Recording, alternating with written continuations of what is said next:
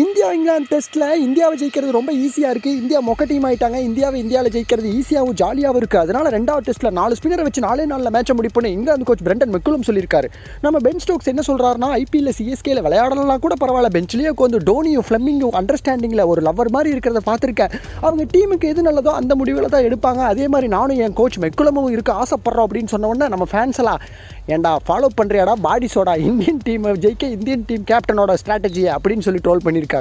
இது மட்டும் இல்லாமல் இன்னொரு மீம் ஒன்று பார்த்தேன். நம்ம இங்கிலாந்து பிளேயர் ஜோ ரூட்டோட மொத்த டெஸ்ட் ரன் 11,000 சில்லறையை தாண்டுது. ஆனால் இப்போ இருக்கிற இந்தியன் டீம் பிளேயிங் லெவலில் இருக்கிற பிளேயர்ஸோட எல்லா ரன்னையும் சேர்த்தனாலும் 10,000 சில்லறை தான் வருது அப்படின்னு சொல்லி எல்லாம் சிரிக்க, நம்ம இந்தியன் ஃபேன்ஸ் பதிலுக்கு, இவனுக்கு அவ்வளோ தான் மரியாதை, 3வது டெஸ்ட்டில் என் தலைவர் கிங் கோலி வருவான், அப்போ இருக்கு பாரு உனக்கு அப்படின்னு சொல்லி பதிலுக்கு ட்ரோல் பண்ணியிருக்காங்க. நீங்கள் என்ன நினைக்கிறீங்க? இந்தியாவை ஈஸியாக இங்கிலாந்து வின் பண்ணுவாங்களா, இல்லை அடுத்த 4 டெஸ்ட்லையும் இந்தியா அடித்து துரத்தி பிரிட்டிஷை வெளியே தாட்டுவாங்களா மறுபடியும் ஒரு முறை? அப்படிங்கிறத கமெண்ட்டை சொல்லுங்கள். பாய்.